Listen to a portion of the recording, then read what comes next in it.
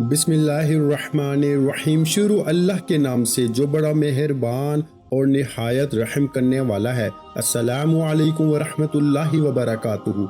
मोहतरम नाज़रीन कराम, आज एक ख़ास तस्बीह आपकी खिदमत में पेश करने लगा हूँ। जो शख्स भी ये मुजर्रब और पावरफुल तस्बीह पढ़ लेता है, बड़ी से बड़ी हाजत है, वो माली हाजत हो, दौलत की हाजत हो, घर की हाजत हो, कारोबारी मामलात की हाजत हो, कर्जे की हाजत हो, औलाद की हाजत हो, शादी की हाजत हो, दुनिया की कोई भी बड़ी से बड़ी हाजत और तमन्ना हो, तो ये अमल करते ही पूरी हो जाती है। क्योंकि ये आज के दिन की खास तस्बीह है। जब इसको इस दिन में पढ़ा जाता है जिस दिन की ये खास तस्बीह होती है, तो फिर इंसान के नसीब के बंद ताले खुल जाते हैं। और जो बंदा आज के दिन ये तस्बीह पढ़ता है, अल्लाह गैब से इस बंदे की मदद फरमाता है और नूरी मलाइका अल्लाह फरिश्तों के जरिए इस बंदे की मदद फरमाता है।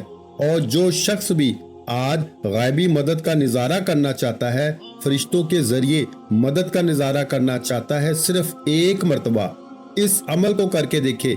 अल्लाह के नूरी मलाइका इस बंदे की खिदमत के लिए, इस बंदे की मदद के लिए आसमान से जमीन पर आ जाते हैं। दोस्तों, ये तस्बीह ऐसी है कि एक मर्तबा ही पढ़ने से बड़ी से बड़ी मुश्किल हल हो जाती है, बड़ी से बड़ी परेशानी से निजात मिल जाती है, बड़े से बड़े दुख से छुटकारा मिल जाता है।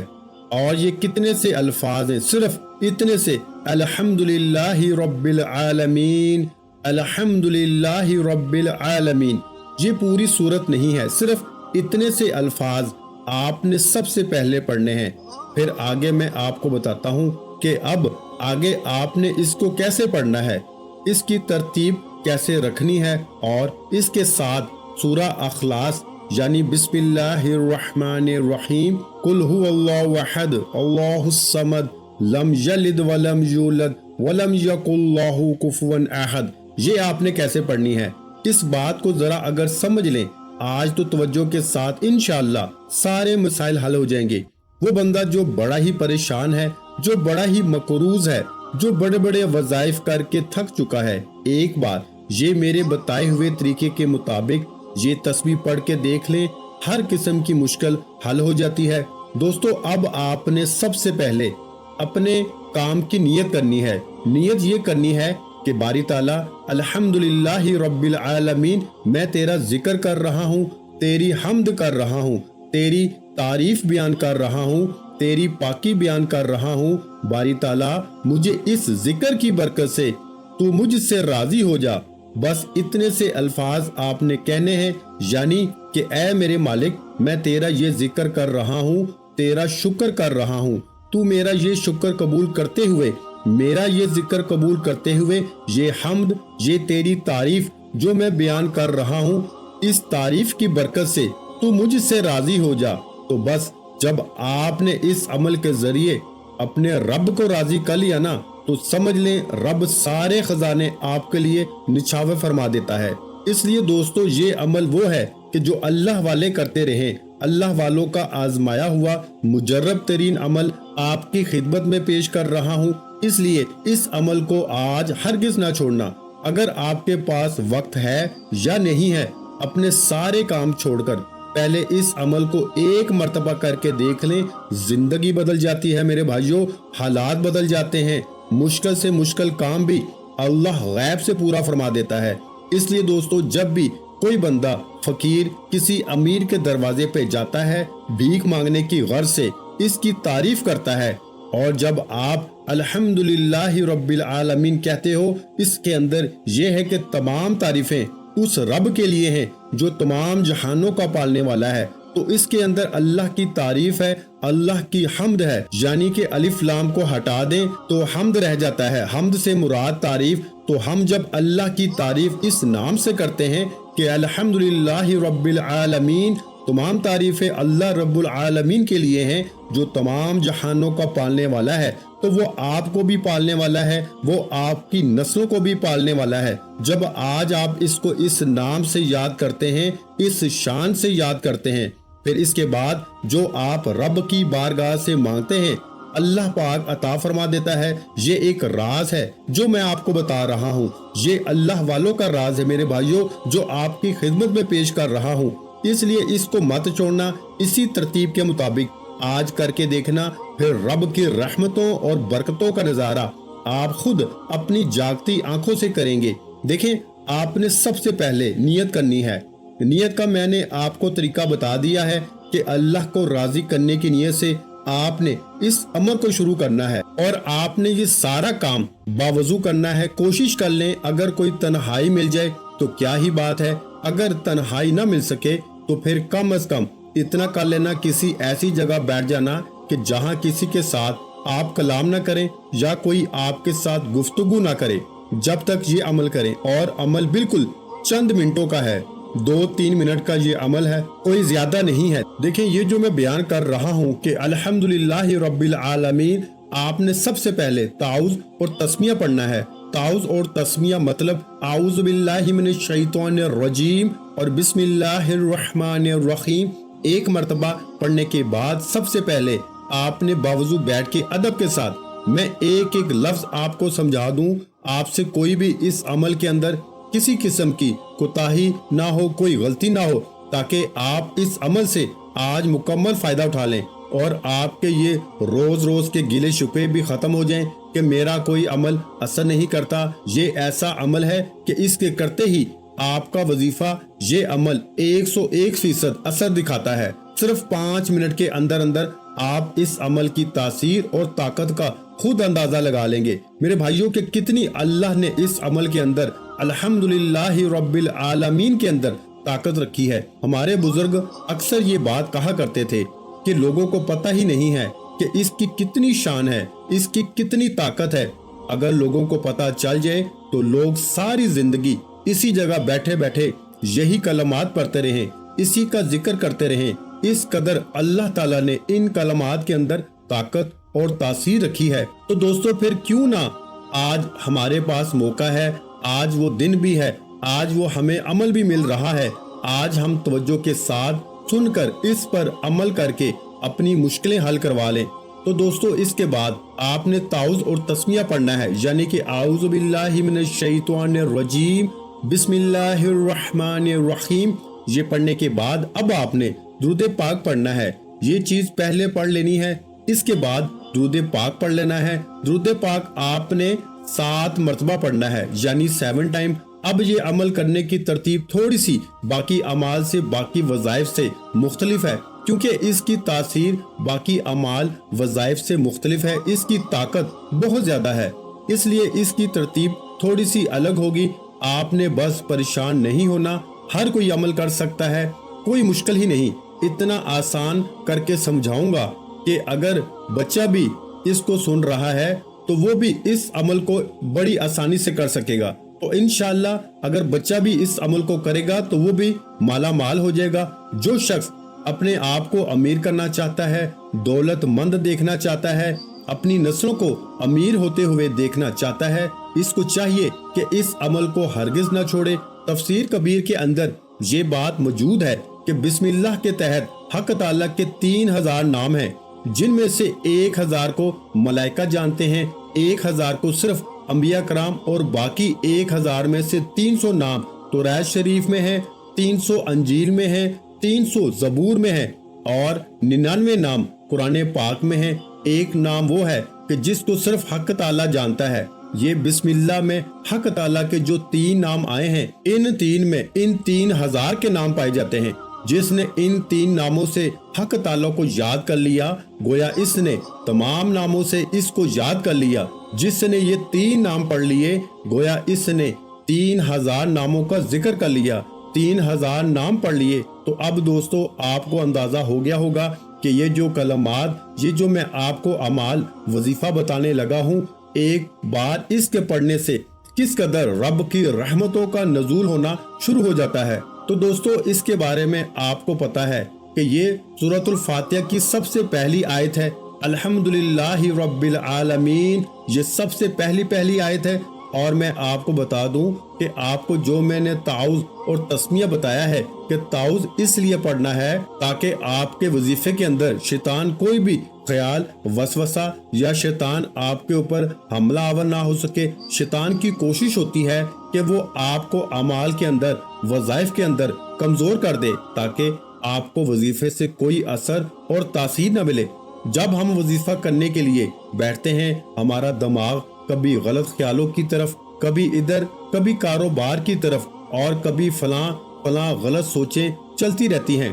اگر آپ شروع میں یہ جو 2 چیزیں میں نے آپ کو بتائی ہیں اگر یہ پڑھ لیتے ہیں تو شیطان کبھی بھی آپ کے وظیفے میں دخل اندازی نہیں کر سکتا، کیونکہ آپ نے اس سے پناہ مانگ لی ہے۔ تو آپ جب پناہ مانگ کر اس عمل کو شروع کریں گے اور محمد مصطفیٰ صلی اللہ علیہ وآلہ وسلم کی ذات پہ درود پاک پڑھ کر پھر آپ کو وظیفے میں کامیاب ہونے سے دنیا کی کوئی طاقت روک ہی نہیں سکتی، کیونکہ اب رب آپ کو کامیاب کرنا چاہ رہا ہے۔ تو انشاءاللہ جب رب کامیاب کرے گا تو دنیا کی کوئی طاقت آپ کو ناکام نہیں کر سکتی۔ اس لیے میرے بھائیوں، جس کو میرا رب دینا چاہے دنیا کی کوئی طاقت اس کو روک نہیں سکتی، جس سے میرا رب چھین لے دنیا کی کوئی طاقت اس کو دے نہیں سکتی۔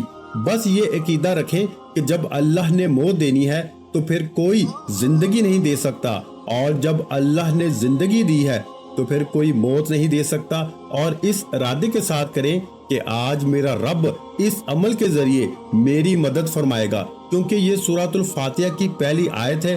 آپ نے اس ترتیب کے مطابق الحمدللہ رب العالمین، الحمدللہ رب العالمین درود پاک پڑھ کے درود پاک کو پہلے پڑھنا ہے جو ہم نماز کے اندر پڑھتے ہیں۔ درود ابراہیم جس کو کہا جاتا ہے، یہ درود پاک پڑھنا ہے۔ یہ صرف ایک آیت ہے، اس کا ایک آیت کا آپ نے تکرار کرنا ہے، اس ایک آیت کو آپ نے پڑھنا ہے۔ اور میں آپ کو بتا دوں کہ اس کے شان و نزول کے بارے میں بھی روایت میں ہے کہ اس کے بارے میں فرمایا کہ اللہ تبارک و تعالیٰ نے یہ اپنے حبیب کو جو یہ کلمات عطا فرمائے ہیں یہ نور ہیں، اور اس سے پہلے اللہ تبارک و تعالیٰ نے یہ نوری کلمات اس سے پہلے نہ تو توریت میں نازل کیے، نہ زبور میں نازل کیے، نہ انجیل میں کیے، اور نہ ہی کسی صحیفے میں، نہ کسی نبی کو دیے گئے۔ یہ خاص تحفہ حضور کی امت کو عطا کیا گیا، اور پھر حضور کا جو امتی، جو غلام ان کو پڑھتا ہے، اللہ تبارک و تعالیٰ اس پر اپنے رزق کے دروازے کھول دیتا ہے، اپنے اس بندے کی محتاجی کے دروازے کو بند کر دیتا ہے، غربت کے دروازے کو بند کر دیتا ہے، تنگ دستی کے دروازے بند ہو جاتے ہیں، پریشانیوں کے دروازے بند ہو جاتے ہیں۔ تو اس لیے دوستو، اس کی آپ نے ایک تسبیح پڑھنی ہے۔ ایک تسبیح سے مراد آپ نے 100 بار اس ترتیب کے ساتھ پڑھ لینا ہے، مطلب الحمدللہ رب العالمین، الحمدللہ رب العالمین، الحمدللہ رب العالمین۔ اس کی آپ نے ایک تسبیح پڑھ لینی ہے 100 دانوں والی۔ اب بات کرتے ہیں سورۃ الاخلاص کی۔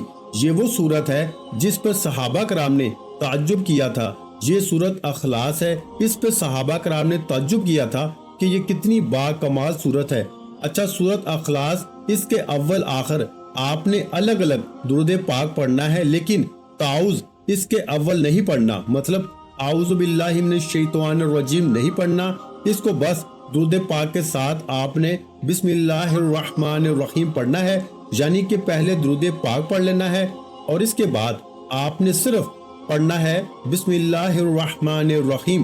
پھر آپ نے سورۃ الاخلاص کو پڑھنا شروع کر دینا ہے، اور صرف ایک بار ہی آپ نے بسم اللہ پڑھ لیں، یا ہر بار بھی پڑھ سکتے ہیں۔ ہر بار پڑھ لیں تو یہ سب سے زیادہ بہتر ہے۔ بغیر بسم اللہ کے پڑھی تو یہ آپ مت سوچیں کہ قبولیت نہیں ہوگی، بلکہ بسم اللہ کے ساتھ بھی پڑھیں تو زیادہ افضل ہے، لیکن بغیر بسم اللہ کے بھی آپ اس کو پڑھ سکتے ہیں۔ اس کی تعداد بھی میں بتاتا ہوں۔ بعض بزرگوں نے تو فرمایا کہ ایک دفعہ کسی بزرگ نے خواب میں دیکھا کہ مکے کے اندر 100 کبوتر دیکھے کہ جن کے سر کٹے ہوئے ہیں۔ جب وہ بزرگ بیدار ہوئے تو اس نے خواب کی تعبیر بیان کرنے والے سے اس کی تعبیر دریافت کی، تو تعبیر بتانے والے نے اسے بتایا کہ شاید تو نے سورۃ الاخلاص بغیر بسم اللہ کے پڑھی ہے۔ تو خواب دیکھنے والے نے طبیب بتانے والے سے کہا، آپ نے سچ فرمایا، तो आप इस सूरत को बिस्मिल्लाह के साथ पढ़ें। भाई इसको आपने बगैर बिस्मिल्लाह के नहीं पढ़ना। बहुत सारे लोग जो बताते हैं कि बिस्मिल्लाह के बगैर पढ़ते रहें तो इससे ही तो हमारे लिए मसाइल पैदा होते हैं, फिर वज़ाइफ में असर और तासीर नहीं होती। इन बेचारों को खुद पता नहीं होता कि इसको कैसे पढ़ना है। जब आप इसको बिस्मिल्लाह के साथ पढ़ते हैं तो मैं आपको बता दूं, हजरत अब्दुल्ला इब्ने अब्बास जो हुजूर सल्लल्लाहु अलैहि वसल्लम के चचा हैं, वो बयान फरमाते हैं कि नबी अलैहिस्सलातु वस्सलाम ने इरशाद फरमाया, मुझे आसमानों तक सैर करवाई गई, मुझे 7 आसमानों तक सैर करवाई गई तो मैंने अर्श पर 3,60,000 सतून देखे। एक सतून से दूसरे सतून की मुसाफत 3 लाख बरस की है। हर सतून के नीचे मशरिक से मगरिब तक 12,000 मैदान है।